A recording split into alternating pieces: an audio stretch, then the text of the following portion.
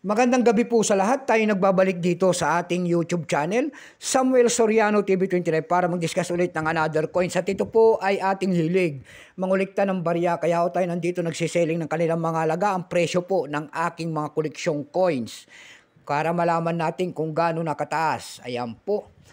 Magandang gabi po sa ating mga subscriber. Ayan, maraming salamat sa aking mga subscriber dyan. Maraming salamat din po sa nanonood dito sa aking munting channel. Thank you so much. Yun naman pong mga nanonood doon sa aking FB page. Ayan, lahat po na nakapalo doon sa aking FB page, Samuel Soriano. Maraming salamat po sa inyong lahat. Lalo na rin ang mga nagsisend ng star doon. Thank you so much. Ayan, babatiin ko lang ng special shoutout ang aking mother. Diyan po sa Dumpay, Daragin, Basista, Pangasinan po. Milagros Soriano po, ayan. Yun naman po hindi pa po nakapag-subscribe dito sa aking munting channel. Anyayaan ko lang sana kayo. At malaking bagay na po yan pagpindot ninyo ng subscribe button, like and share para ma-update ko kayo sa mga latest ko pang gagawin mga video po. Mayroon na naman tayong pag-uusapang barya guys at ito po ay sinaunang barya. Year 1990 po, 1 peso po, ayan. Makikita nyo po dyan ang isang imahe ng isang lalaki nakaharap po sa kanang bahagi.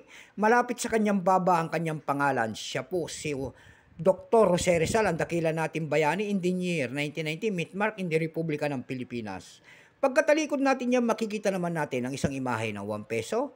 And then kalabaw po, ayan, pero tama raw yan. Ang scientific ng kalabaw na yan, scientific name po niyan ay Noah Mendorenses. Ayan po, kitang-kita pa, napakagandang coins.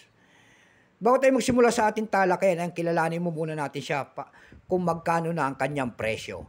Issue po Philippines po, period Republic 1946 up to date po. Type nito standard circulation coins, years 1983 hanggang 1990. Value nito 1 peso, large type po yan, may maliit po yan.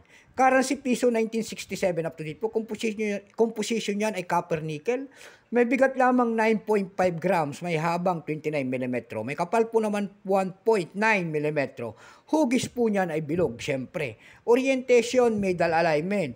Itinigil naman ang paggamit sa barya na ito ng Pilipinas noong January 2, 1998. Number N-2448. Reference number KM-243-1.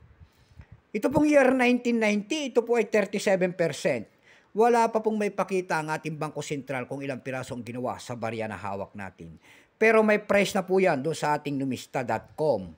Yung kanyang presyo po, ayan. Yung kanyang very fine ay 26 pesos, extra fine ay 48, almost uncirculated ay 48. Ang circulated nito ay nagkakahalaga na po ng 61 pesos. Dako tayo sa kanyang presyo. Doon sa ating eb.com, mayroon tayong nakita nagbebenta daw doon ng rare coins daw ito. Nagbebenta po doon ng $25. Nasundan po yan ng $5. Yung pinakamalit po ay $1.98. Dako tayo sa Carousel PH. Sa Carousel PH naman po, nakikita tayo nagbebenta doon ng 999 pesos. Nasundan po yan ng 500 pesos. Meron naman tayo nakita doon ng 160 pesos.